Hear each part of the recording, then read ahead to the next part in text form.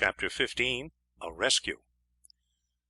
Guy had found his mornings hang heavy on his hands, as of course he had been obliged to give up attending the fencing school. Going down to the river now, he sat there watching the passing boats until nearly 1 o'clock, and then returned to the fair. Before reaching the boot, Katarina joined him. "I have been watching for you, Monsieur Guy. Father said it was as well that you should not twice in a day be seen entering his place. He bade me tell you that the three gentlemen have been to him and will not re-enter Paris." "Did you see Simon this morning?"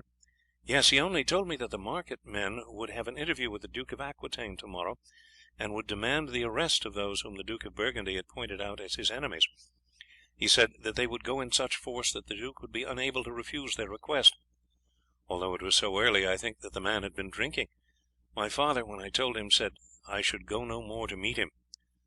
"I am very glad to hear it," Guy said. "He is a low scoundrel, and though I say not but that the information obtained from him may have been of some advantage, for indeed it was the means of my being enabled to save our lives and those of my Burgundian friends, I like not the thought of your going to meet him, and I am sure that if he were to take the idea into his thick head that it was not for the advantage of the Duke of Burgundy that the information he had given was being used, he is capable of denouncing you."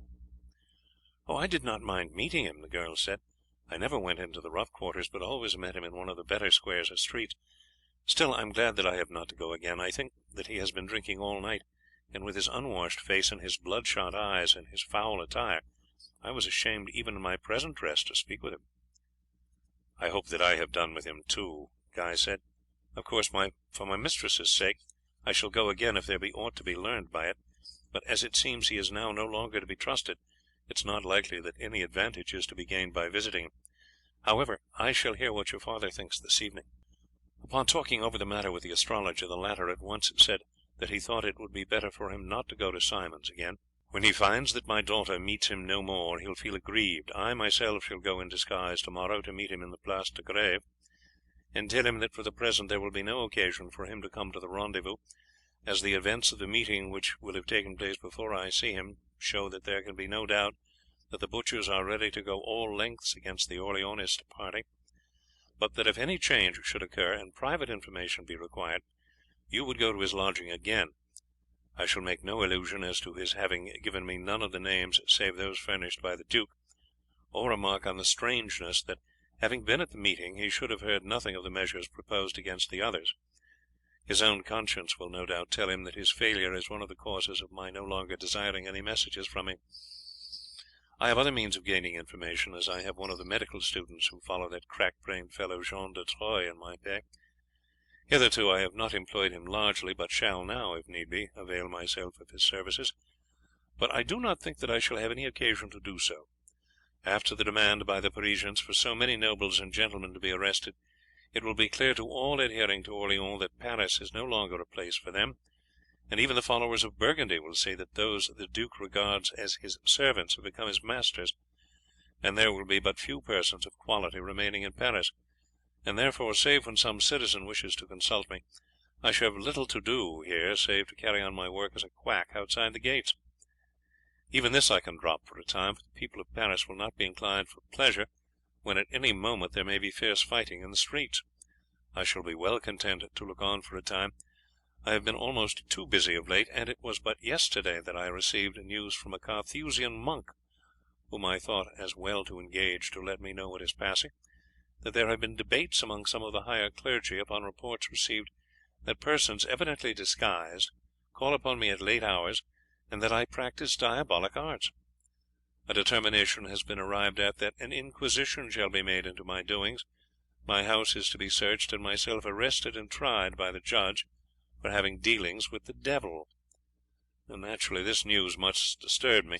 However, when you told me that the Archbishop of Bourges was among those on the list of accused, and also Boisratier, confessor to the Queen, it is evident that these good ecclesiastics will have ample matter of another sort to attend to, and are not likely to trouble themselves about sorcery at present." On the following morning some 12,000 White Hoods marched to the Hotel de St. Pol, and the leaders, on being admitted, found all the great lords assembled. After making various propositions, they presented a roll to the Duke of Aquitaine, containing the names of those they charged with being traitors. He at first refused to take it, but so many of their followers at once poured into the great hall that he was obliged to do so, and to read out the names. 20 of those mentioned in the list were at once, in spite of the protest of the duke, arrested and carried off. A proclamation was made by sound of trumpet in all the squares of Paris, summoning the other 40 named to appear within a few days, on a penalty of having their property confiscated. A week later the king, having recovered his health, went to the church of Notre Dame, he and all the nobles with him wearing white hoods. 4 days later the Parisians rose again, seized the gates, drew up the bridges, placed strong guards at each point, and a cordon of armed men outside the walls all round the city, to prevent any from escaping by letting themselves down from the walls. Parties of 10 armed men were placed in every street, and the sheriffs and other leaders marched a large body of men to the Hôtel de St. Pol, and surrounded it by a line 3 deep. They then entered and found the king, dukes, and nobles all assembled in the great hall. They then ordered a Carmelite friar named Eustace to preach to the king. He took for his text, "Except the Lord keep the city, the watchman waketh but in vain," and upon this discoursed on the bad state of the government of the kingdom and of the crimes committed. The Chancellor of France demanded of the friar, when he had concluded, who were those who had incited him thus to speak, and the leaders at once said they had done so, and called up a number of other leaders, who on bended knees declared to the king that Father Eustace had spoken their sentiments, that they had the sincerest love for the king and his family, and that what they had done had been for the welfare of himself and the kingdom. While this was going on, the Duke of Burgundy, at once indignant and alarmed at this insolence of the Parisians, had gone out, and finding the lines of armed men surrounding the hotel, had earnestly entreated them to retire, saying that it was neither decent nor expedient that the king, who had but just recovered from his illness, should thus see them drawn up in battle array around his abode. Those he addressed replied, like the leaders within, that they were there for the good of the kingdom, and then gave him a roll, saying that they should not depart until those written on it were delivered up to them. With the names of Louis of Bavaria, 5 knights, an archbishop, and a priest, were those of 9 ladies of high rank, including the eldest daughter of the constable. The duke found that neither his authority nor powers were of the slightest avail, and returned to the queen, showed her the list. She was greatly disturbed, and begged him to go with the Duke of Aquitaine and to beg the Parisians in her name to wait for 8 days, and that she would at the end of that time allow them to arrest her brother. The 2 dukes went out to the Parisians, but they positively refused to grant the request, and declared that they would go up to the queen's apartments and take those named by force, even in her or the king's presence, unless they were given up. On their return to the queen, they found Louis of Bavaria and the king with her. On their report of the Parisians' demands, the Duke of Bavaria went out and begged them to take him into custody, and that if he were found guilty they could punish him, but if they found innocent he should be allowed to go back to Bavaria, under a promise not to return to France again. He begged them to be content with taking him a prisoner, and to arrest no others. They would not, however, abate 1 jot of their pretensions, and the whole of those demanded were at once brought out, including the ladies. They were put 2 and 2 on horseback, each horse escorted by 4 men at arms, and were carried to various prisons. The Duke of Burgundy now, with his usual craft, professed to be well satisfied with what the Parisians had done, and handed over to them the Duke of Bar and the other prisoners confined in the Louvre, for whose security he had solemnly pledged himself. The Parisians then obliged the king to appoint 12 knights nominated by themselves, and 6 examiners to try the prisoners and punish all found guilty, while the dukes were obliged to draw up a statement and send it to the university for their seal of approval of what had been done. The university, however, to their honour, stood firm, and while king and nobles had quailed before the violence of the crowd, they declared in full council before the king that they would in no wise intermeddle or advise in the business, and that, so far from having advised the arrests of the dukes and other prisoners, they were much displeased at what had taken place. The university was a power. Its buildings were strong and the students were numerous, and at all times ready to take part in brawls against the Parisians, and even the butchers, violent as they were afraid to take steps against it.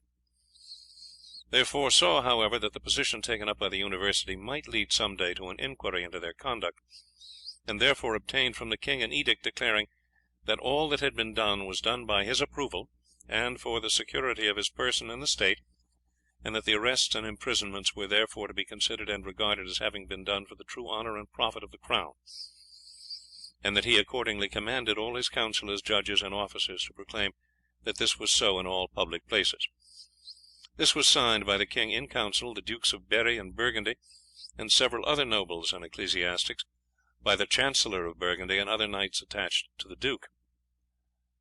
Many nobles quitted Paris at once, either openly or in disguise, including many of the Burgundian party, who were to the last degree indignant at what was going on, for the mock trials were at once commenced, and many of the prisoners, without regard to sex, were daily either put to death in prison or drowned in the Seine. Some of the bodies were exhibited on gibbets, the heads of others were fixed on lances, and some of them were beheaded in the marketplace. During this time Paris remained in a state of terror. Bands of armed butchers parading the streets were loud in their threats as to what would be done to all who did not join heartily with them. None of the better class ventured from their houses, and the mob were absolute masters of the city. The leaders, however, maintained for the time a certain degree of order. For the time they were anxious to appear in the light of earnest friends of the king, and as carrying out in his name the punishment of his enemies. But many tumults, murders, and conflagrations occurred in the city, and the country in general soon perceived the real nature of their doings. It was known that the Orleanist forces were marching against the city. The Count d'Eu had left Paris and returned to his estates, where he raised 2,000 men at arms and marched to Verneuil, where the Dukes of Orleans, Brittany, and Bourbon were assembled, with a number of great lords, among whom were the Counts of Vetus and d'Alençon, the king's son. The former had made his escape from Paris, and brought letters from the Duke of Aquitaine, declaring that he himself, with the king and queen, were prisoners in the hands of the Parisians. All these nobles met in great assembly, and letters were written to the king, his great council, and to the Parisians, ordering them to allow the Duke of Aquitaine to go wherever he pleased, and to set at liberty the Dukes of Bar and Bavaria and all other prisoners. Should they refuse to comply, they declared war against the town of Paris, which they declared they would destroy with all within it, except the king and the princes of royal blood. The Parisians compelled the king to send a friendly answer, putting them off with excuses, and in the meantime to dispatch commissaries to all the towns and baronies of France, assuring them that the trials and executions of the traitors had been fairly conducted and their guilt proved, and calling upon the country to take up arms to aid Paris against various nobles who were traitorously advancing against it. During this time Guy remained quietly in his lodging with the four retainers, seldom stirring abroad. The men were now regarded by all their neighbours as honest carpenters, and they shared the indignation of the great body of the craft at this usurpation by the market men of the government of France, and at the murders of knights and ladies that were daily taking place. At present, however, the opponents of the butchers dared not resort to arms.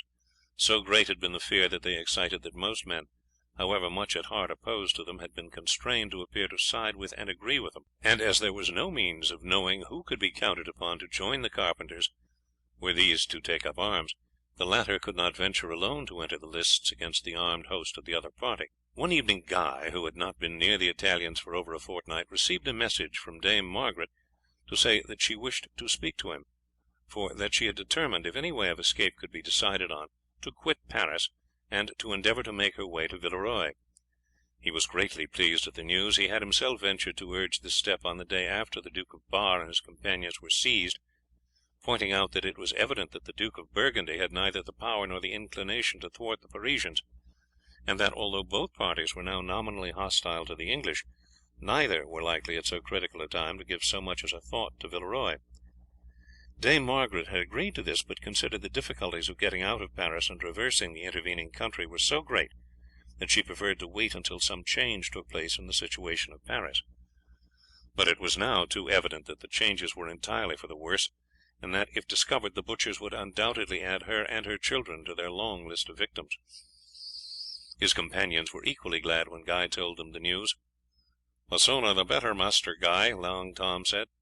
"I own that I should like to have a tussle with these rascals before I go. Their doings are so wicked that every honest man must want to get one fair blow at them. Still, I don't see any chance of that, for although the good fellows round here grumble under their breath, there does not seem any chance of their doing anything.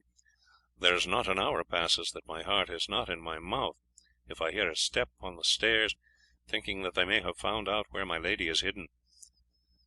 Guy had just turned into the street where the astrologer dwelt when he heard loud voices from a little group in front of him. 4 armed men, whose white hoods showed that they were one of the butcher's patrols, were standing round a slight figure.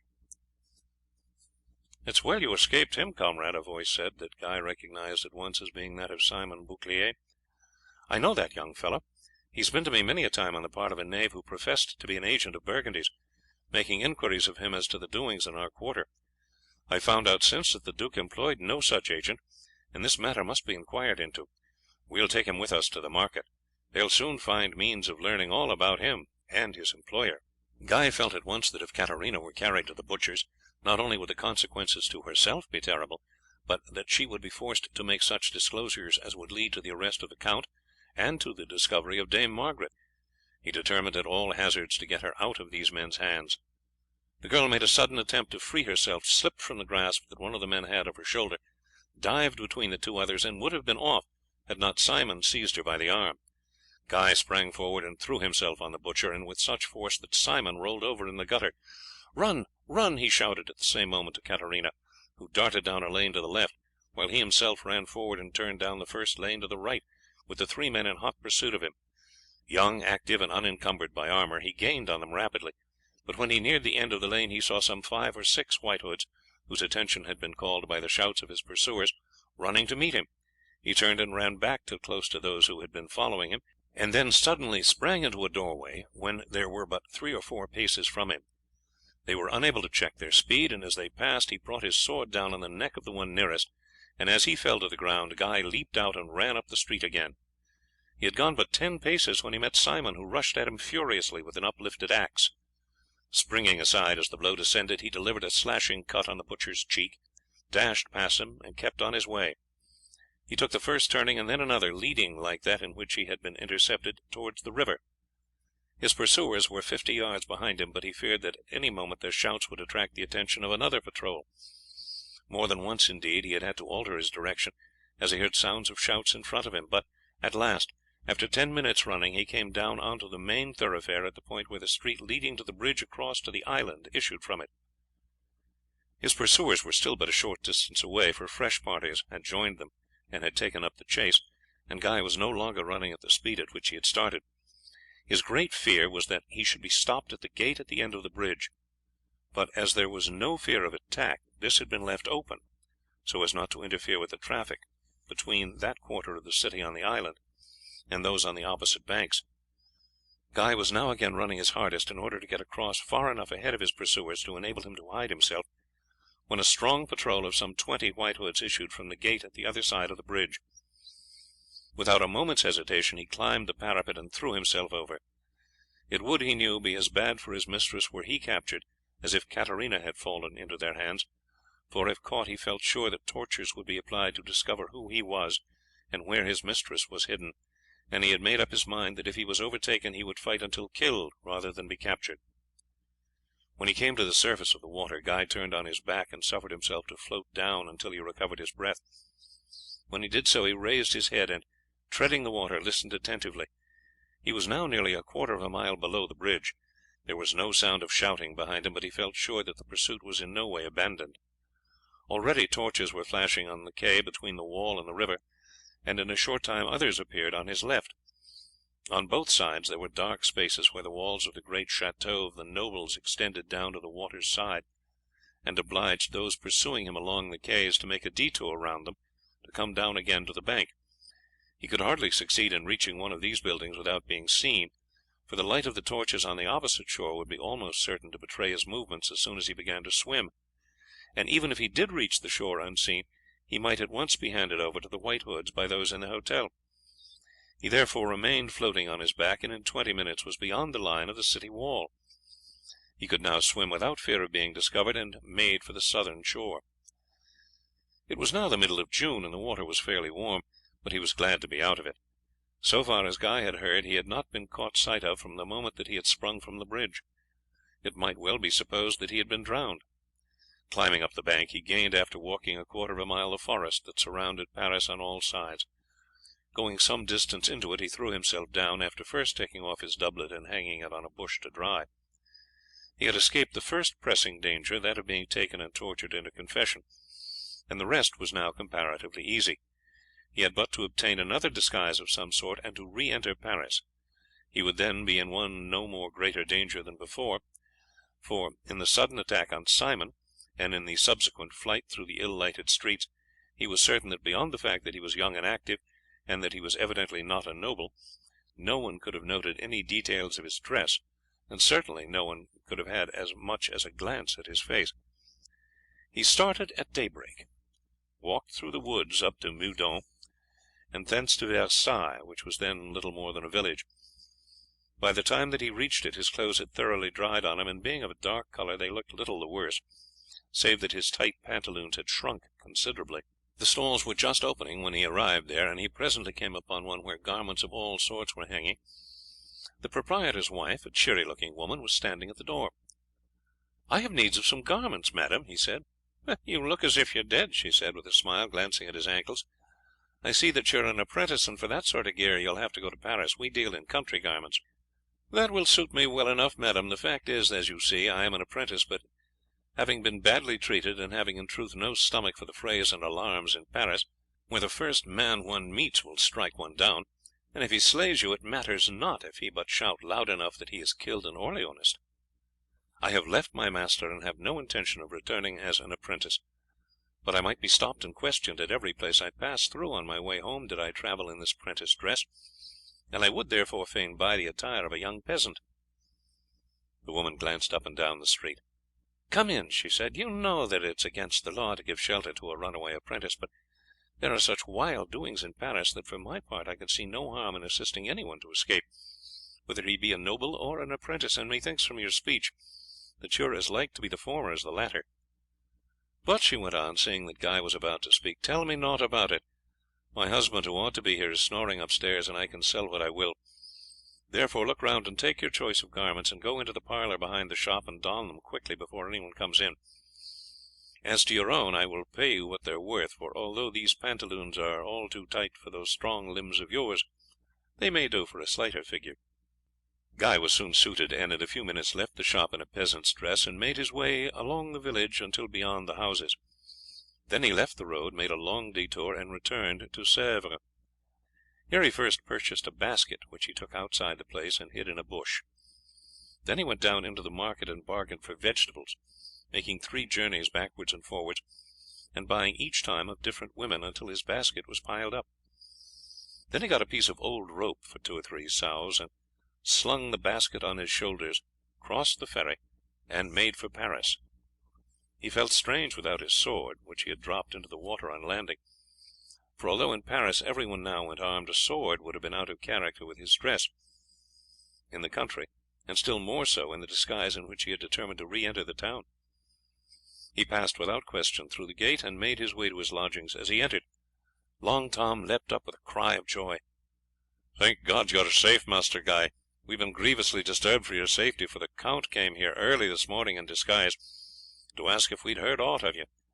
He said that his daughter had returned last night, saying that you had rescued her from the hands of the White Hoods, and that beyond the fact that they had followed you in hot pursuit, she had no news of you, and that the Countess was greatly alarmed as to your safety. The other 3 men-at-arms started at once to find out if aught could be learned of you. I would fain have gone also, but the Count said that I must bide here in case you should come, and that there was trouble enough at present without my running the risk of being discovered." An hour since Robert Picard returned. He had been listening to the talk of the White Hoods, and had learned that one of their number had been killed, and another sorely wounded by a man who had rescued a prisoner from the hands of a patrol. He had been chased by a number of them, and finally threw himself off the bridge into the Seine to avoid falling into their hands. The general idea was that he was one of the nobles in disguise, of whom they were in search, and that the capture would have been a very important one. All agreed that he would never have come up alive, for there were bands of men with torches along both banks, and no sign of him had been perceived. However, they searched in the river down, and hoped to come upon his body either floating or cast ashore. Robert went out again to try and gather more news, leaving me well nigh distraught here. The story is true as far as it goes, Tom. I did catch one of them a backhanded blow just under his helmet as he ran past me, and I doubt not that it finished him. As to the other, I laid his cheek open. It was a hot pursuit, but I should have got away had it not been that a strong patrol came out through the gate at the other end of the bridge just as I was in the middle, and there was no course but to jump for it. I thrust my sword into the sheath and went over. It added somewhat to my weight in the water, and it sunk my body below the surface, but with the aid of my hands paddling I floated, so that only my nose and mouth were above the water, so that it's little wonder that they could not make me out. I landed on the other bank a quarter of a mile beyond the walls, slept in the forest, started this morning from Versailles, where I got rid of my other clothes, and bought these. I purchased this basket and the vegetables at Sèvres, then walked boldly in. No one could have seen my face in the darkness, and therefore I am safe from detection, perhaps safer than I was before." "Well done, Master Guy. They would have killed you assuredly if they had caught you." "It was not that I was afraid of, it was of being taken prisoner. You see, if they had captured me and carried me before the butchers in order to inquire who I was before cutting my throat, they might have put me to the torture and forced me to say who I was and where my mistress was in hiding. I hope if they had that I should have stood out, but none can say what he will do when he has red hot pincers taking bits out of his flesh, and his nails perhaps being torn out at the roots. So even if I could not have swam a stroke I should have jumped off the bridge." "You did well, Master Guy," the archer said admiringly, "for indeed they say that the strongest men cannot hold out against these devilish tortures." At this moment a step was heard on the stairs, and Jules Varoy entered. "The saints be praised!" he exclaimed as he recognized Guy. "I thought that you were drowned like a rat, Master Guy, and though Tom here told us that you could swim well, I never thought to see you again." Guy told him in a few words how he had escaped, and begged him to carry the news to his mistress. He was about to give him the address, for up till now he had refrained from doing so, telling them that it was from no doubt of their fealty, but that if by any chance one of them fell into the hands of the White Hoods they might endeavour to wring from them the secret, and it was therefore best that they should not be burdened with it. But the man stopped him. "The count told us that he would be at his booth at the fair at 11 o'clock, and that if any of us obtained any news we were to take it to him there. He said that there were several parties of White Hoods in the streets, and that as he went past he heard them say that the boy of whom they were in search was a messenger of some person of importance at court, and that doubtless the man who had rescued him was also in the plot, and that a strict watch was to be kept on the quarter both for the boy and for the man, who was said to be tall and young. Simon, who had been wounded by him, had declared that he knew him to be connected with the boy, that he was a young man with dark hair, and was in the habit of using disguises, sometimes wearing the dress of an apprentice and at other times that of a butcher's assistant. He said that he was about 23. Guy smiled. He understood that the butcher, who was a very powerful man, did not like to own that the man who had killed one of his comrades and had severely wounded himself was but a lad. "As you go, Jules," he said, "will you see Maître Leroux and ask him if he can come hither, for I would consult him on the matter." Chapter 16. The Escape. Maître Leroux came in shortly after Jules Varoy had left.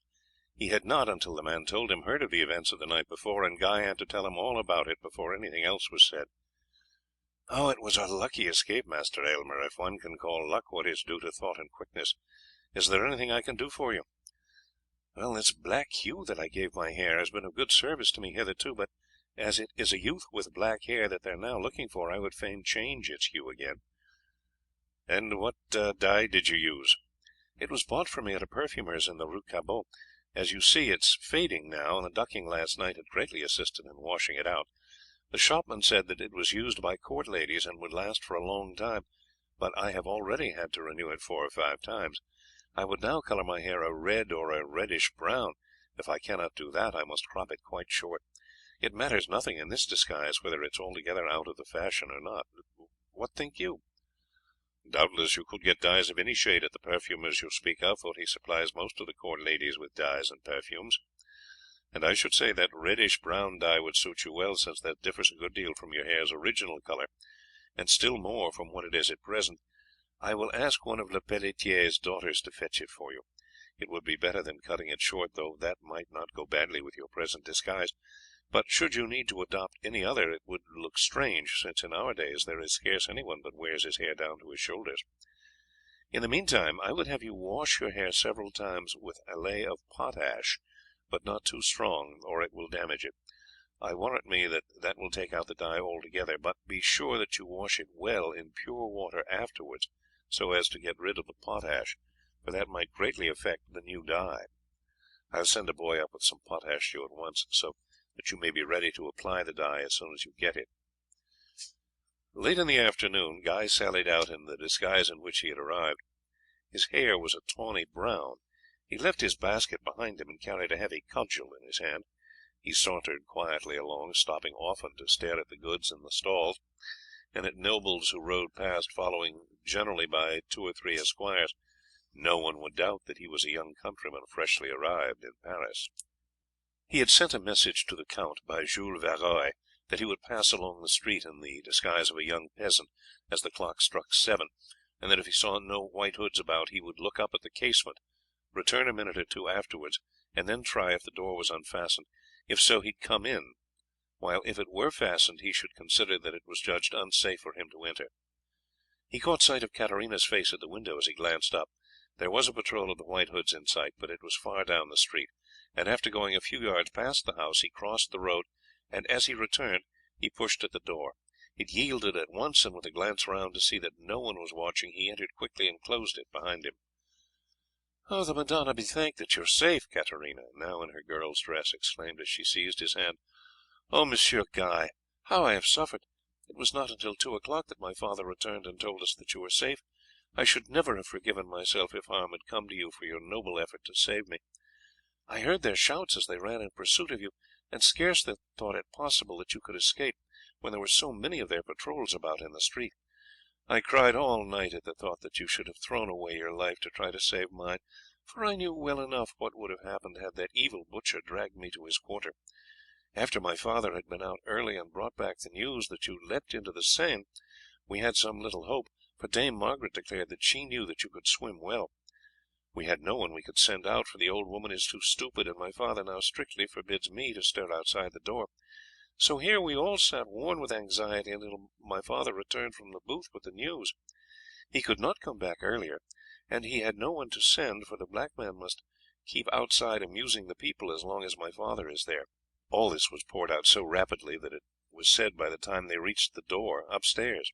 Dame Margaret silently held out her hands to Guy as he entered, and Agnes kissed him with sisterly affection, while Charlie danced round and round him with boisterous delight.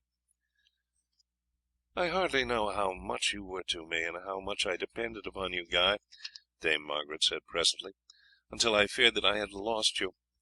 When, as I thought must be the case from what Katarina said, I believed you were killed, or a prisoner in the hands of those terrible people, it seemed to me that we were quite left alone, although there still remained the 4 men. Neither Agnes nor I closed our eyes all night. Charlie soon cried himself to sleep. Katarina sat up with us till nigh morning, and we had hard work to console her in any way, so deep was her grief at the thought that it was owing to her that you had run this peril.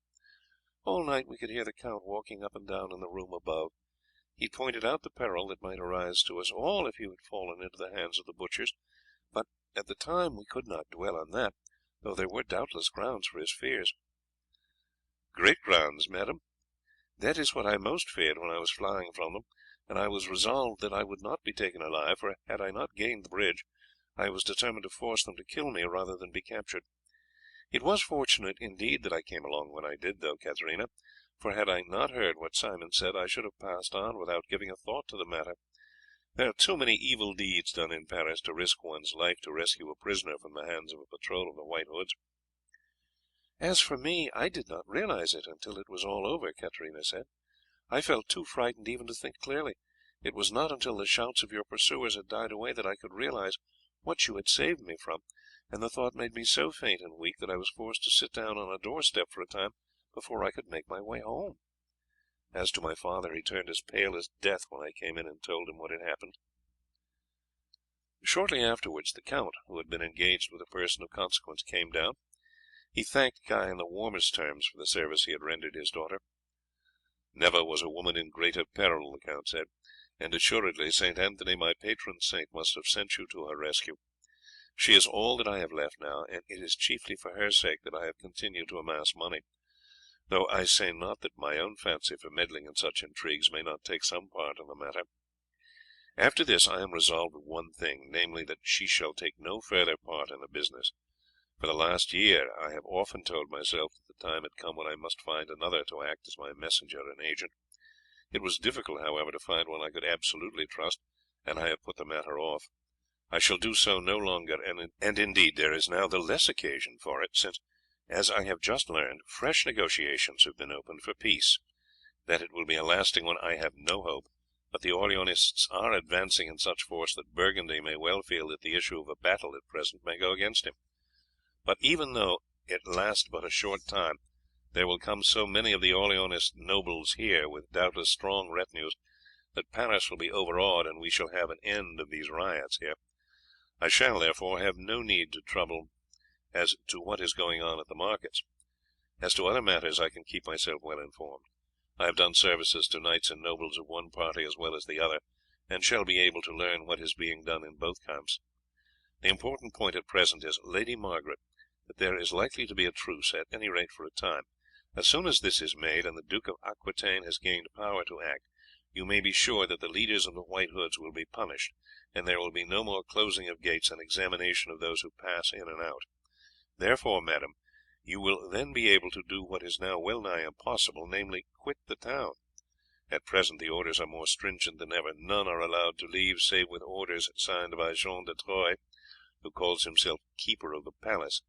Caboches or other leaders, and even peasants who come in with market goods, must henceforth produce papers signed by the syndics of their villages, saying that they are the inhabitants of his commune, and therefore quiet and peaceable men going about their business of supplying the city with meat or vegetables, as the case may be. These papers must also be shown on going out again. Until a change takes place, then, there is no hope of your making your way out through the gates with your children, but as soon as the truce is concluded and the Orleanists come in, you will be able to pass out without trouble." It was not, indeed, for another month that the truce was settled, although the terms were virtually agreed upon at Pontois, where the Dukes of Berri and Burgundy met the Dukes of Orleans and Bourbon and other Orleanist nobles, and the conditions were considered at a council to which the delegates of the University and the municipality of Paris were admitted. The conduct of the insurgents of Paris was now repudiated by the Duke of Burgundy, and the severest censure passed upon them in the conditions of the treaty. The greatest alarm was excited in the market quarter, and this was increased when, immediately afterwards, the Dukes of Bar and Bavaria were liberated. On the 12th of August and on the 4th of September the rest of the prisoners still left alive were also set free. The bells of the churches rang a joyful peal. De Jacqueville, Jean de Troyes, Caboche, and many of the leaders of the butchers at once fled from Paris. Most of the knights who had been agents for the insurgents in the mock trials also left Paris, and shortly afterwards the duke himself, finding how strongly the tide had set against him, and fearing that he himself might shortly be seized and thrown into prison, went out from Paris under the pretence of hunting, and fled. During this time Guy had remained with the 4 men at arms. As soon as the power of the butchers diminished and the guards were removed from the gates, and all who pleased could enter or leave, Dame Margaret prepared for flight. Along with the Burgundian knights and nobles who returned after the truce was proclaimed, came Count Charles d'Estournel, and several of those who had fled with him. Guy met the former riding through the street on the day after his return to Paris. Not caring to accost him there, he followed him and saw him dismount at his former lodging. As soon as he had entered, Guy went up to the door. "What do you want?" one of the count's varlets said. "I want to see your master, fellow," Guy said sharply, "and I will pull your ears for your insolence if you accost me in that style." The valet stared at him open mouthed, then, thinking that this peasant might be deputed by the terrible butchers to see his lord, he inquired in a changed tone what message he should give to the count. "Say to him that the man of the street fray wants to see him." A minute later the young count himself ran downstairs and warmly embraced Guy, to the astonishment of the valet. "My dear friend," he exclaimed, "I am indeed delighted to see you. Twice have you saved my life, for assuredly had we not got through the Port Saint Denis that day, not one of us would ever have left Paris alive, and we are all under the deepest obligation to you. But even after our skirmish at the gate we scarcely realized the danger that we had escaped, for we believed that even had the Parisians been insolent enough to demand our arrest for stopping them when engaged in attacking the houses of peaceable citizens, the Duke would treat their demand with the scorn that it deserved. However, when next day we heard that some of the officers of his household had headed them when they forced their way into the Duke of Aquitaine's hotel, and carried off the Duke of Bar and others from before his eyes, and that the Duke in all things assisted them, we knew that he would not have hesitated to deliver us up to the villains. But we held a council as to what we should do. We could not affirm that he had failed as our lord in giving us protection, for he had not done so, seeing that we had taken the matter into our own hands. Had he actually consented to hand us over to the Parisians, we should have issued a declaration laying the matter before all the great vassals of Burgundy, and denouncing him as a false lord. There are many who would have been very glad to have taken up the matter, for his truckling to these knaves has greatly displeased all save the men who are mere creatures of his. However, as we had no proof that he was willing to surrender us to the fury of the mob of Paris, we could really do nothing, and the crafty fox called upon my father the next day and expressed his satisfaction that we had all ridden away, though at the same time saying that there was no reason whatever for our having done so, as he should of course have refused to give any satisfaction to the mob of Paris, and he caused several letters to the same effect to be sent to my friends who escaped with me. My father was very short with him, and told him that as it seemed the Parisians were the masters of the city, and that he had no power to restrain them, however monstrous their doings, he thought that we had all acted very wisely in going. He himself left Paris the next day, and several other nobles, relations or friends to some of his, took the earliest opportunity also of leaving for their estates. Now that the power of the butchers has been broken, and that their leaders have fled, I came back again chiefly to find out what had become of you, and whether you and your charges have passed through these evil times unharmed. We have all been in hiding, and save for an adventure or two, have passed the time quietly. Now that the gates are open, we are going to make our escape, for you see everything points to the probability that the Orleanists will very shortly be supreme here, and after the defeat Sir Eustace gave Sir Clugnet de Brabant, they might be glad still to retain our lady as hostage, though methinks they would treat her more honourably than the Duke of Burgundy has done. Yes, possibly they might, but I would not count upon it, for indeed, wherever they have taken a town, they have treated those who fell into their hands most barbarously. 'Tis true that they have some excuse for it in the treatment of so many knights and ladies here. Indeed, it seems to me that France has been seized with madness, and that Heaven's vengeance will fall upon her for the evil things that are being done. And now, can we aid you in any way? The Duke was extremely civil when I saw him on my arrival here yesterday. He said that I and my friends were wrong in not having trusted in him to protect us from the demands of the butchers.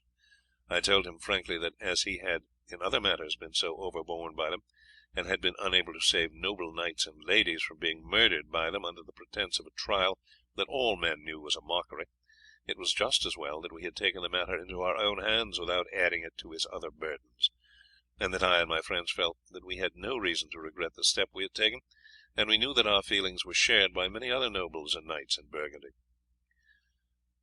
He looked darkly at me, but at the present pass he did not care to say anything that would give offence, not only to me but to my friends, who with their connections are too powerful to be alienated at a time when he may need every lance.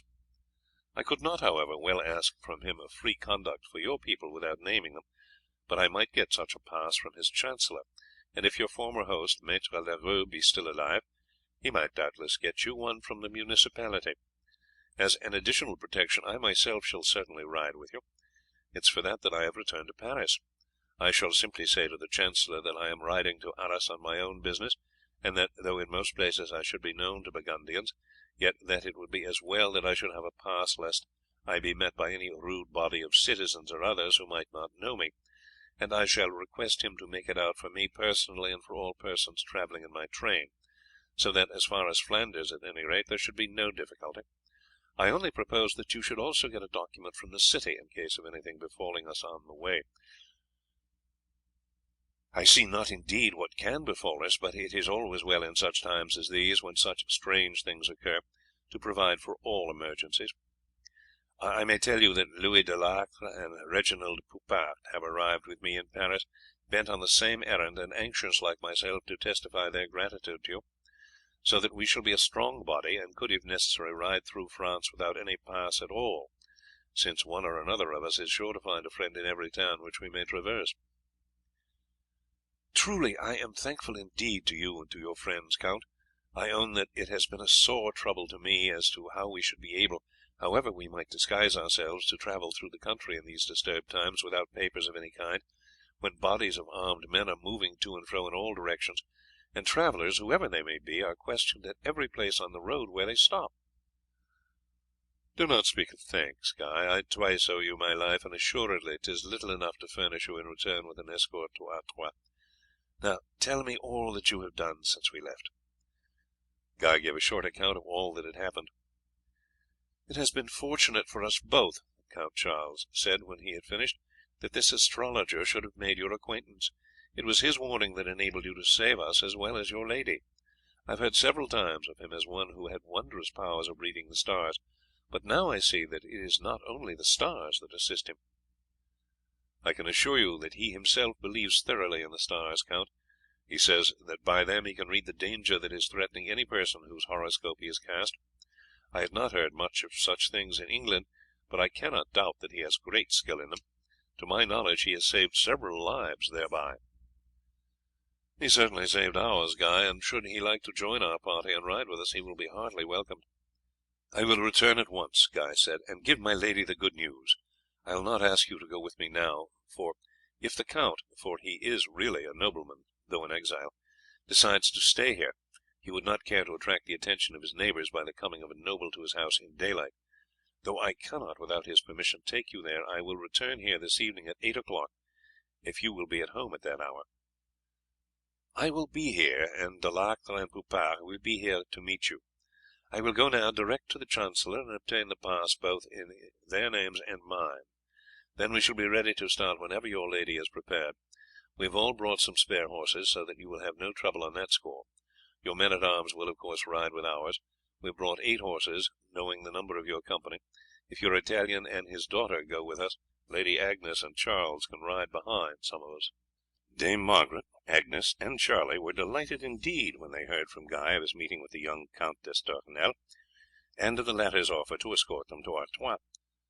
"The saints be praised!" his lady said. "I have spoken little about it, Guy, but I have dreaded this journey far more than any of the dangers here.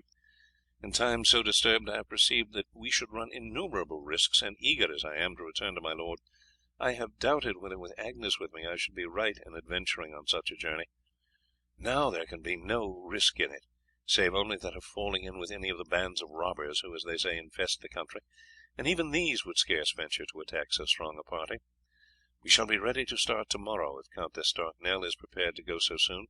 We will be veiled as we ride out. It is most unlikely that anyone will recognize us, but 'tis as well for his sake that there should be no risk whatever of this being known.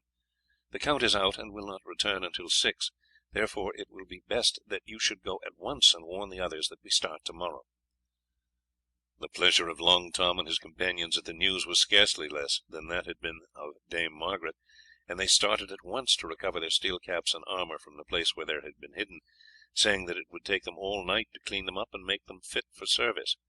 Then Guy went in to Maître Le Pelletier and saw the silversmith, who was also sincerely glad at the news he gave them. "I was but yesterday arranging for a house where I could open my shop again until my own was rebuilt," said the silversmith, "for there is an end now of all fear of disturbances, at any rate for the present, and I was heartily greeted by many old friends who thought that I was dead. I will go down with Le Pelletier this afternoon to the offices of the municipality and ask for a pass from Madame.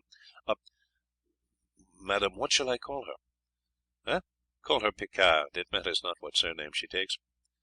"Madame Picard, her daughter and son, and her cousin Jean Bouvray of Paris, to journey to St. Omer. It does not seem to me that the pass is likely to be of any use to you. At the same time, it is as well to be fortified with it. Now that the tyranny of the market men is over, they will be glad to give us the pass without question." On the Italian's return that afternoon, Dame Margaret herself told him of the offer that Count d'Estournel had made. The count sat silent for a minute or two, and then said, "I will talk it over with Katarina, but at present it does not seem to me that I can accept it. I am a restless spirit, and there is a fascination in this work, but I will see you presently." An hour later he came down with Katarina. "We have agreed to stay, Lady Margaret," he said gravely. "I cannot bring myself to go. It is true that I might continue my work in London, but as a stranger it would be long before I found clients, while here my reputation is established. Two of the knights I enabled to escape have already returned. One called upon me last night, and was full of gratitude, declaring, and rightly, that he should have been, like so many of his friends, murdered in prison had I not warned him.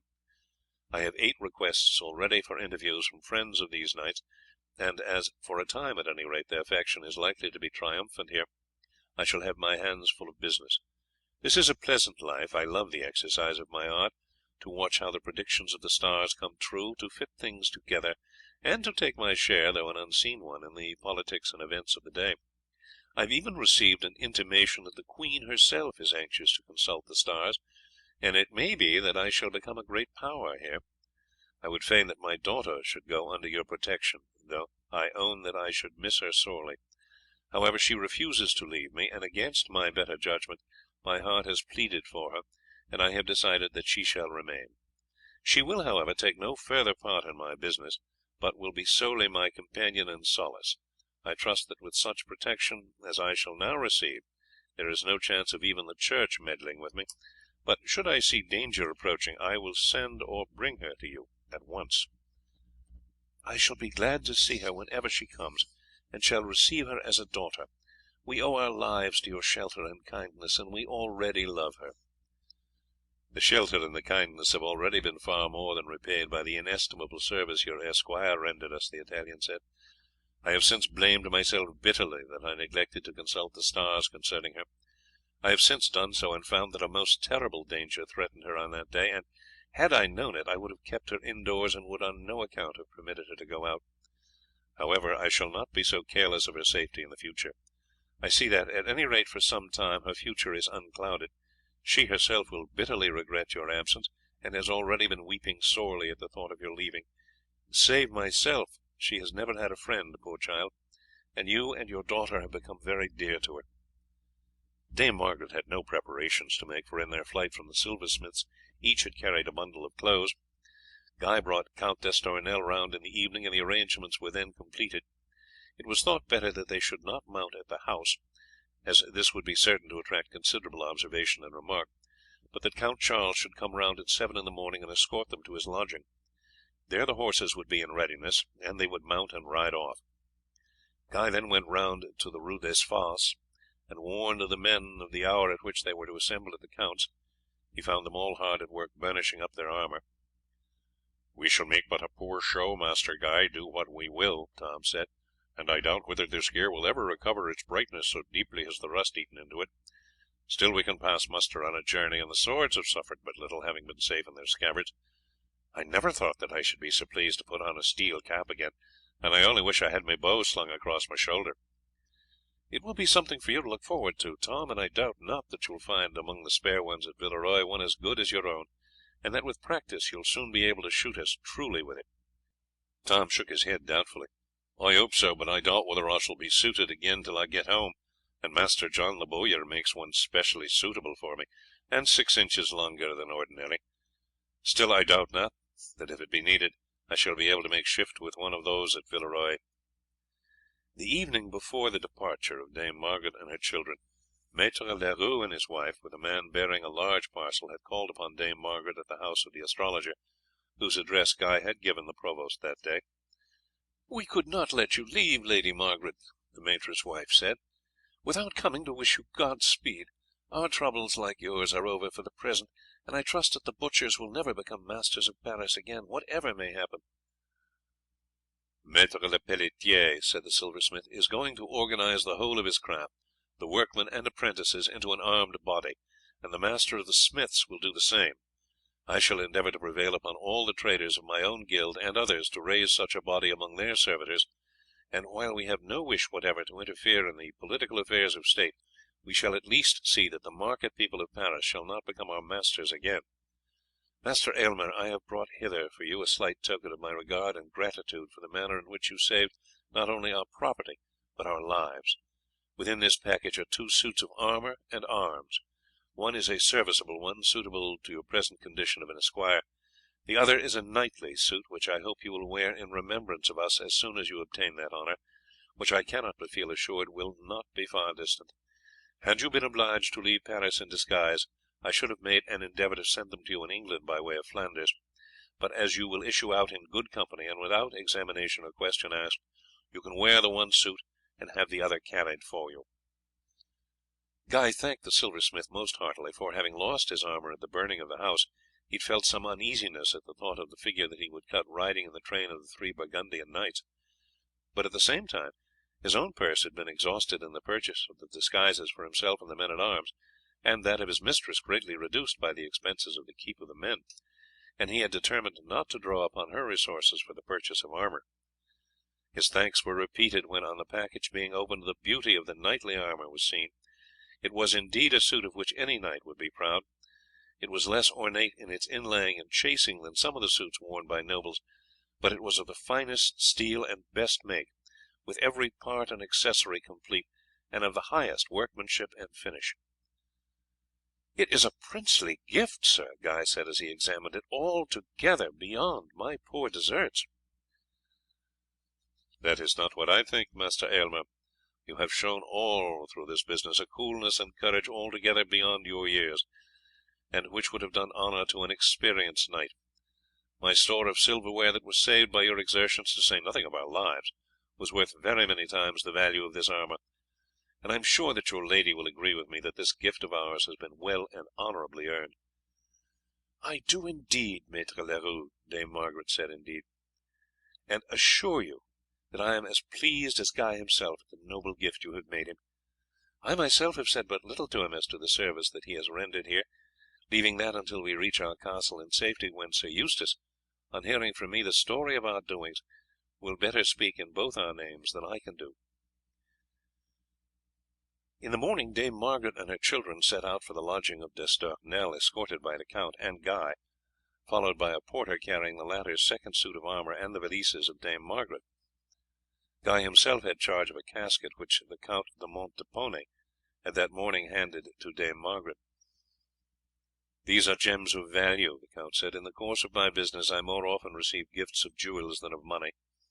The latter, as I receive it, I hand to a firm here having dealings with a banker of Bruges, who holds it at my disposal. The gems I have hitherto kept, but as it is possible that we may, when we leave Paris, have to travel in disguise, I would fain that they were safely bestowed. I pray you, therefore, to take them with you to your castle in England, and to hold them for us until we come." Dame Margaret willingly took charge of the casket, which was of steel, strongly bound, and some 9 inches square. "Its weight is not so great as you would think by its appearance," the Italian said, "for it is of the finest steel, and the gems have been taken from their settings. It will, therefore, I hope, be no great inconvenience to you." At parting, Katarina, who was greatly affected, had given Guy a small box. "Do not open it until you reach Villeroy," she said. "It is a little remembrance of the girl you saved from deadly peril, and who will never forget what she owes to you." On reaching the count's lodgings they found the other 2 knights in readiness. Dame Margaret's 4 men at arms were holding the horses. "I am glad to see you all again," she said as they came up. "This is a far better ending than our fortunes seemed likely to have had at one time, and I thank you all for your faithful service." "I am only sorry, my lady, that we have had no opportunity of doing aught since we were cooped up," Tom replied. "Nothing would have pleased us better than to have had the chance again of striking a stout blow in your defence." "We may as well mount at once, if it is your pleasure, Dame Margaret," Count d'Estournel said, "for the other men at arms are waiting for us outside the gates." The packages were at once fastened on the 2 pack horses that were to accompany them, all then mounted. The 3 knights with Dame Margaret rode first, then Guy rode with Agnes by his side, and the 4 men at arms came next, Charlie riding before Jules Varoy, who was the lightest of the men at arms, while 2 of the count's servants brought up the rear, leading the sumpter horses. Chapter 17. A long pause. A quarter of a mile beyond the gate the party was joined by 18 men at arms, all fully armed and ready for any encounter. 8 of them fell in behind Dame Margaret's retainers, the other 10 took post in rear of the sumpter horses. With such a train as this there was little fear of any trouble with bands of marauders, and as the road lay through a country devoted to Burgundy, there was small chance of their encountering an Orleanist force. They travelled by almost the same route by which Dame Margaret had been escorted to Paris. At all the towns through which they passed the Burgundian knights and their following were well entertained, none doubting that they were riding on the business of their duke. One or the other of the knights generally rode beside Guy, and except that the heat in the middle of the day was somewhat excessive, the journey was altogether a very pleasant one. From Arras they rode directly to Villeroy. As soon as their coming was observed from the keep, the drawbridge was raised, and as they approached, Sir Eustace himself appeared on the wall above it to hear any message the newcomers might have brought him. As they came near, the knights reined back their horses, and Dame Margaret and Agnes rode forward, followed by Guy, having Charlie in front of him. As he recognized them, Sir Eustace gave a shout of joy, and a moment later the drawbridge began to descend, and as it touched the opposite shore, Sir Eustace ran across to the outwork, threw open the gate, and fondly embraced his wife and children, who had already dismounted. "Ah, my love," he exclaimed, "you cannot tell how I have suffered, and how I have blamed myself for permitting you and the children to leave me. I received your first letter, saying that you were comfortably lodged at Paris, but since then no word has reached me. I have of course heard of the dreadful doings there, of the ascendancy of the butchers, of the massacres in the streets, and the murders of the knights and ladies. A score of times I have resolved to go myself in search of you, but I knew not how to set about it when there, and I should assuredly have been seized by Burgundy and thrown into prison with others hostile to his plans. But who are these with you?" "They are 3 Burgundian knights, who, from love and courtesy, and in requital of a service done them by your brave esquire here, have safely brought us out of Paris and escorted us on our way. They are Count Charles d'Estournel, Sir Jean Poupart, and Sir Louis de Lactre." Holding his hand, she advanced to meet them and introduced them to him. "Gentlemen," Sir Eustace said, "no words of mine can express the gratitude that I feel to you for the service that you have rendered to my wife and children. Henceforth you may command me to the extent of my life." "Oh, the service was requited before it was rendered, Sir Eustace," Count Charles said. "It has been service for service. In the first place, your esquire, with that tall archer of yours, saved my life when attacked by a band of cutthroats in Paris. This to some small extent I repaid when, with my 2 good friends here and some others, we charged a mob that was besieging the house in which your dame lodged. Then Master Aylmer laid a fresh obligation on us by warning us that the butchers demanded our lives for interfering in that business, whereby we were enabled to cut our way out by the port of St. Denis, and so save our skins. We could not rest thus, matters being so uneven, and therefore, as soon as the king's party arrived in a sufficient force to put down the tyranny of the butchers, we returned to Paris with the intention we have carried out, of finding Dame Margaret in her hiding place, if happily she should have escaped all these perils, and of conducting her to you. And now, having delivered her into your hands, we will take our leave." "Oh, I pray you do not do so, Count," the knight said. "It would mar the pleasure of this day to me were you, who are its authors, thus to leave me. I pray you, therefore, to enter and accept my hospitality, if only for a day or two." The knights had previously agreed among themselves that they would return that night to Arras, but they could not resist the earnestness of the invitation, and the whole party crossed the drawbridge and entered the castle amid the tumultuous greeting of the retainers. "You have been away but a few months," Sir Eustace said to his wife as they were crossing the bridge, "though it seems an age to me. You are but little changed by what you have passed through, but Agnes seems to have grown more womanly. Charlie has grown somewhat also, but is scarcely looking so strong." "It has been from want of air and exercise, but he has picked up a great deal while we have been on the road, and I too feel a different woman. Agnes has shared my anxiety, and has been a great companion for me." "You have brought all the men back as well as Guy?" "You should rather say that Guy has brought us all back, Eustace, for 'tis assuredly wholly due to him that we have escaped the dangers that threatened us." The knights and men at arms dismounted in the courtyard, and Sir Eustace and Dame Margaret devoted themselves at once to making them welcome with all honour. The maids hurried to prepare the guest chambers, the servitors to get ready a banquet. Guy and his men at arms saw to the comfort of the knights' retainers and their horses, and the castle rang with sounds of merriment and laughter to which it had been a stranger for months. After the cup of welcome had been handed round, Sir Eustace showed the knights over the castle. "We heard the details of the siege, Sir Eustace, from your esquire, and it is of interest to us to inspect the defences that Sir Clugnet de Brabant failed to capture, for, foe though he is to Burgundy, it must be owned that he is a very valiant knight, and has captured many towns and strong places. Yes, it is assuredly a strong castle, and with sufficient garrison might well have defeated all attempts to storm it by foes who did not possess means of battering the walls. but the force you had was quite insufficient when the enemy was strong enough to attack at many points at the same time, and I am surprised that you should have made good your defence against so large a force as that which assailed you. But it was doubtless in no slight degree due to your English archers. We saw in Paris what even one of these men could do." "I am all anxiety to know what took place there," Sir Eustace said, "and I shall pray you after supper to give me an account of what occurred." "We will tell you as far as we know of the matter, Sir Eustace, but in truth we took but little share in. There was just one charge on our part, and the mob were in flight. Any, I can tell you that we did with thorough goodwill, for in truth we were all heartily sick of the arrogance of these butchers, who lord it all over Paris. Even our Lord of Burgundy was constrained to put up with their insolence, since their aid was essential to him. But to us, who take no great heed of politics and leave these matters to the great lords, the thing was well nigh intolerable, and I can tell you that it was with hearty goodwill we seized the opportunity of giving the knaves a lesson." As soon as the visitors had arrived, mounted men had ridden off to the tenants, and speedily returned with a store of ducks and geese, poultry, wild fowl, brawn, and fish. The banquet, therefore, was both abundant and varied. While the guests supped at the upper table, the men at arms were no less amply provided for at the lower end of the hall, where all the retainers of the castle feasted royally in honour of the return of their lady and her children. The bowmen were delighted at the return of Long Tom, whom few had expected ever to see again, while the return of Robert Picard and his companions was no less heartily welcomed by their comrades. After the meal was concluded, Dame Margaret went round the tables with her husband, saying a few words here and there to the men, who received her with loud shouts as she passed along.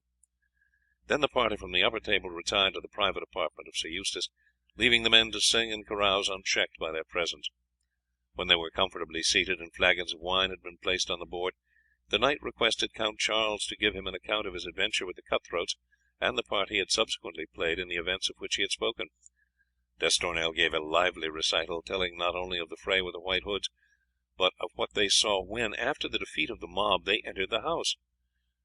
Had the passage and stairs been the breach of a city attacked by assault, it could not have been more thickly strewn with deadly bodies, that the count said, and indeed for my part I would rather have struggled up a breach, however strongly defended, than have tried to carry the barricade at the top of the stairs, held as it was. I believe that, even had we not arrived, Master Aylmer could have held his ground until morning, except against fire." "I wonder they did not fire the house," Sir Eustace remarked. "Doubtless the leaders would have done so as soon as they saw the task they had before them, but you see plunder was with the majority the main object of the attack, while that of the leaders was assuredly to get rid of the provost of the silversmiths, who had powerfully withstood them. The cry that was raised of 'Down with the English spies' was but a pretext. However, as all the plate cases with the silverware were in the barricade, there would have been no plunder to gather had they set fire to the house, and it was for this reason that they continued the attack so long. But doubtless in the end, when they were convinced that they could not carry the barricade, they would have resorted to fire." Then he went on to recount how Guy had warned himself and his friends of the danger that threatened, and how difficult it had been to persuade them that only by flight could their safety be secured, and how at last he and the two knights with him had returned to Paris to escort Dame Margaret.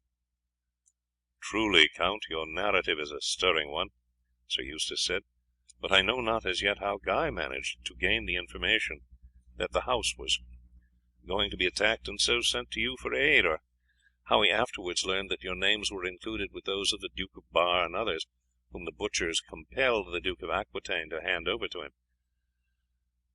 "Dame Margaret or your esquire himself can best tell you that," the count said. "It is a strange story indeed." "And a long one," Dame Margaret added. "Were I to tell it fully it would last till midnight, but I will tell you how matters befell, and tomorrow will inform you of the details more at length." She then related briefly the incidents that had occurred from the day of her interview with the Duke of Burgundy to that of her escape, telling of the various disguises that had been used, the manner in which Guy had overheard the councils of the butchers before they surrounded the hotel of the Duke of Aquitaine and dragged away a large number of knights and ladies to prison, and how the 4 men at arms had re-entered Paris after their escape and remained there in readiness to aid her if required. Guy himself was not present at the narration, as he had, after staying for a short time in the room, gone down into the banqueting hall to see that the men's wants were well attended to, and to talk with the English men at arms and archers. "It seems to me," Sir Eustace said when his wife had finished the story, that my young esquire has comported himself with singular prudence as well as bravery." "He has been everything to me," Dame Margaret said warmly. "He has been my adviser and my friend. I have learned to confide in him implicitly. It was he who secured for me in the first place the friendship of Count Charles, and then that of his friends. He was instrumental in securing for us the assistance of the Italian who warned and afterwards sheltered us, one of the adventures that I have not yet told, because I did not think that I could do so without saying more than that person would like known. But Guy rendered him a service that, in his opinion, far more than repaid him for his kindness to us. The messenger he employed was a near relation of his."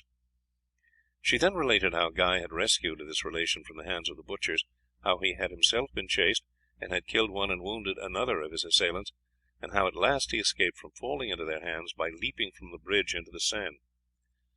"You will understand," she said, "that not only our host but we all should have been sacrificed had not the messenger been rescued. He should have been compelled by threats, and if these failed, by tortures, to reveal who his employer was and where he lived, and in that case a search would have been made. We should have been discovered, and our lives as well as that of our host would have paid the penalty." "It is impossible to speak too highly of the young esquire," Sir John Poupart said warmly. "For a short time we all saw a good deal of him at the fencing school to which D'Estournel introduced him. He made great progress and wonderfully improved his swordsmanship even during the short time he was there, and the best of us found a match in him. He was quiet and modest, and even apart from the service he had rendered to D'Estournel, we all came to like him greatly. He has a fine character, and I trust that ere long he may have an opportunity of winning his spurs, for the courage he has shown in the defence of his charges would assuredly have gained them for him had it been displayed in battle." The knights were persuaded to stay a few days at the castle, and then rode away with their retainers with mutual expressions of hope that they would meet again in quieter times. Guy had opened the little packet that Katrina had given him at starting. It contained a ring with a diamond of great beauty and value, with the words, "With grateful regards." He showed it to Sir Eustace, who said, "It is worth a knight's ransom, lad, and more, I should say. Take it not with you to the wars, but leave it at home under safe guardianship, for should it ever be your bad luck to be made a prisoner, I will warrant it would sell for a sufficient sum to pay your ransom. And that is a noble suit of armour that the silversmith gave you. Altogether, Guy, you have no reason to regret that you accompanied your lady to Paris. You have gained a familiarity with danger which will assuredly stand you in good stead some day. You have learned some tricks of fence. You have gained the friendship of half a score of nobles and knights. You have earned the lasting gratitude of my dame and myself. You have come back with a suit of armour such as a noble might wear in a tournament, and a ring worth I know not how much money. It is a fair opening of your life, Guy, and your good father will rejoice when I tell him how well you have borne yourself. It may be that it will not be long before you may have opportunities of showing your mettle in a wider field. The English have already made several descents on the coast, and have carried off much spoil and many prisoners, and it may not be long before we hear that Henry is gathering a powerful army, and is crossing the seas to maintain his rights and recover the lands that have during the past years been wrested from the crown. I propose shortly to return to England. My dame has borne up bravely under her troubles, but both she and Agnes need rest and quiet. It is time, too, that Charlie applied himself to his studies for a time, and learned to read and write well, for methinks that every knight should at least know this much. I shall take John Harpen back with me. Such of the men-at-arms and archers as may wish to return home must wait here until I send you others to take their places, for I have proposed to leave you here during my absence as my castellan. It is a post of honour, Guy, but I feel that the castle will be in good hands, and there is, moreover, an advantage in thus leaving you, as should any message be sent by Burgundian or Orleanist, you will be able to reply that, having been placed here by me to hold the castle in my absence, you can surrender it to no one, and can admit no one to garrison it until you have sent to me and received my orders on the subject. Thus considerable delay may be obtained. Should I receive such a message from you, I shall pass across at once to Calais with such force as I can gather. I trust that no such summons will arrive, for it is clear that the truce now made between the two French factions will be a very short one, and that ere long the trouble will recommence, and, as I think, this time Burgundy will be worsted. The Orleanists are now masters of Paris and of the king's person, while assuredly they have the support of the Duke of Aquitaine, who must long to revenge the indignities that were put upon him by Burgundy and the mob of Paris. They should therefore be much the stronger party, and can moreover issue what proclamations they choose in the king's name, as Burgundy has hitherto been doing in his own interest. The duke will therefore be too busy to think of meddling with us. Upon the other hand, if the Orleanists gain the mastery they are the less likely to interfere with us, as I hear that negotiations have just been set on foot again for the marriage of King Henry with Catherine of France.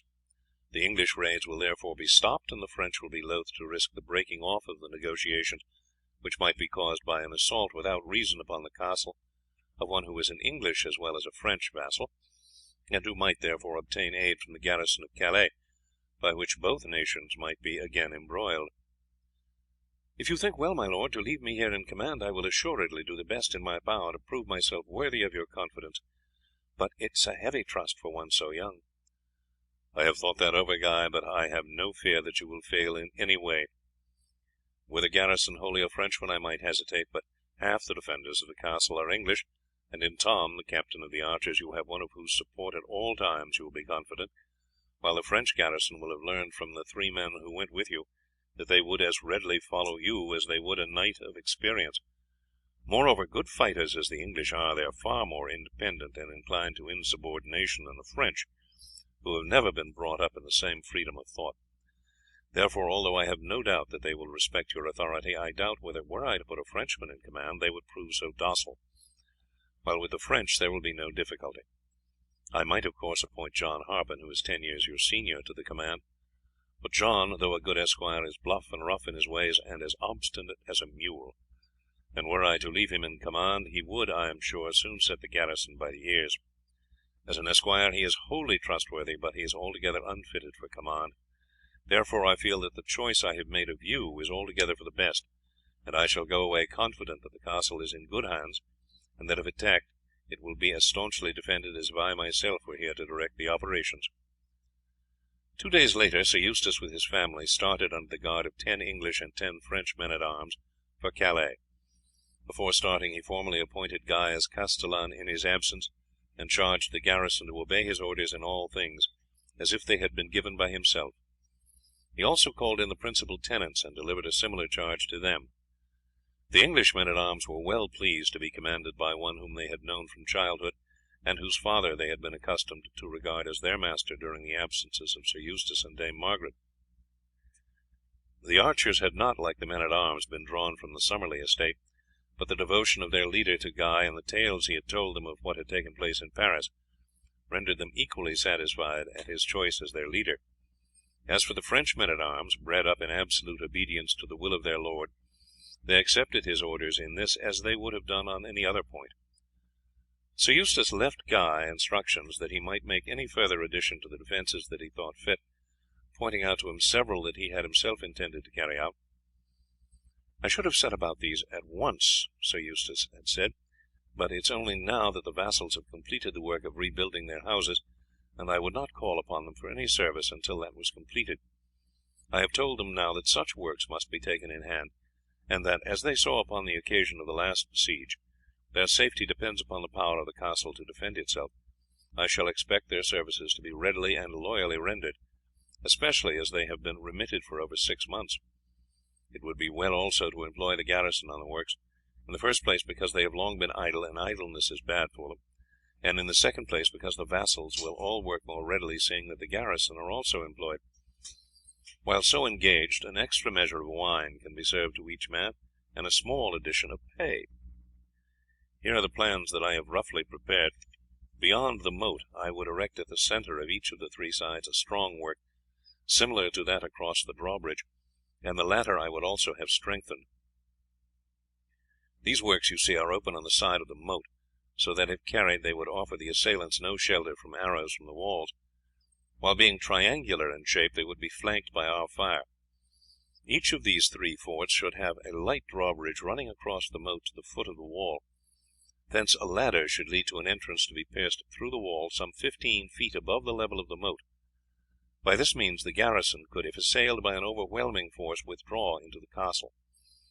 These outposts would render it, so long as they were held, impossible for storming parties to cross the moat and place ladders, as they did on the last occasion. The first task will, of course, be to quarry stones. As soon as sufficient are prepared for one of these outworks, you should proceed to erect it, as it would render one side at least unassailable, and diminish the circuit to be defended.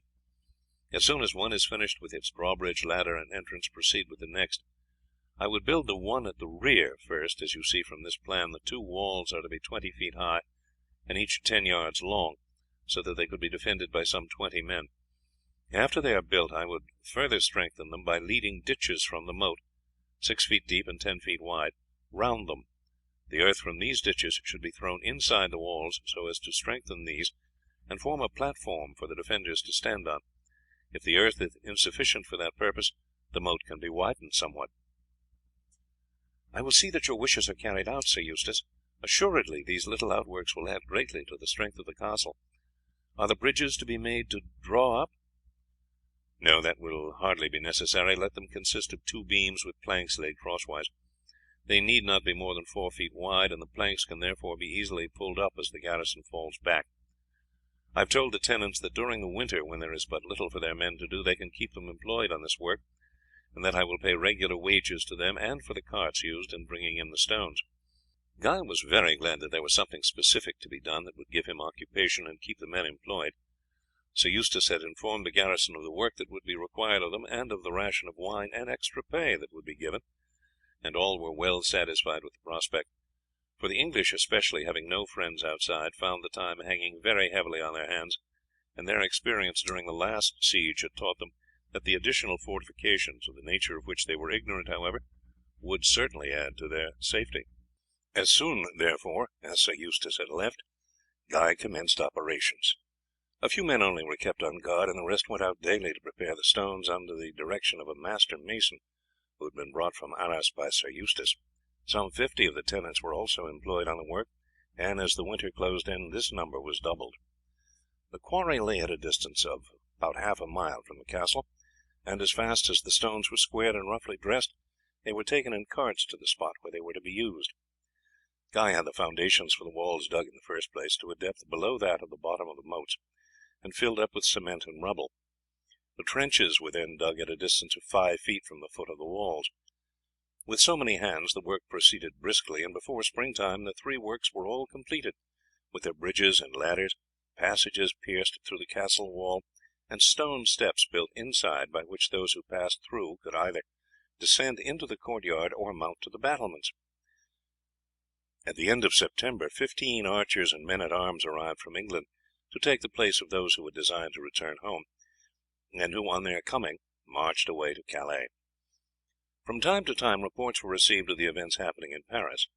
Paris had been strongly occupied by the Orleanists, and a proclamation had at once been issued in the name of the king, condemning all that had been done in the city, and denouncing by name all the ringleaders of the late tumults, and such of these as were found in Paris were arrested. Another proclamation was then issued, enjoining all parties to keep the peace, to refrain from gathering in armed bodies, and to abstain from the use of expressions against each other that might lead to a breach of the peace. On the 13th of November, the year being 1413, fresh and more stringent orders were issued by the king against any assemblies of men at arms, and at the end of this month the Duke of Burgundy sent to the king a letter of complaint and accusation against his enemies. Those surrounding Charles persuaded him to send no answer whatever to what they considered his insolent letter. Some of the Burgundian knights had still remained in Paris, and on the advice of the Dukes of Berri and Orleans and other princes, the queen caused 4 knights of the suite of the Duke of Aquitaine to be carried away from the Louvre. This so much enraged the duke that he at first intended to sally out and call upon the populace of Paris to aid him to rescue the prisoners. The princes of the blood, however, restrained him from doing this, but although he pretended to be appeased, he sent secret letters to the Duke of Burgundy, begging him to come to his assistance. This served as an excuse for Burgundy to gather all his adherents and to march towards Paris, and as he collected the force he sent letters to all the principal towns, saying that at the invitation of his son-in-law, the Duke of Aquitaine, and in consequence of the breach of the peace committed by his enemies, he was forced to take up arms to rescue his beloved daughter and the duke from the hands of those who constrained them. Upon the other hand, letters were written in the king's name to the various towns on the line by which Burgundy would advance from Artois, begging them not to open their gates to him. The Burgundian army advanced and occupied St. Denis. Thence the duke sent detachments to the various gates of Paris, and hoped that the populace would rise in his favour. However, the citizens remained quiet, and the duke, being unprovided with the engines and machines necessary for a siege, fell back again, placing strong garrisons in Compiègne and Soissons.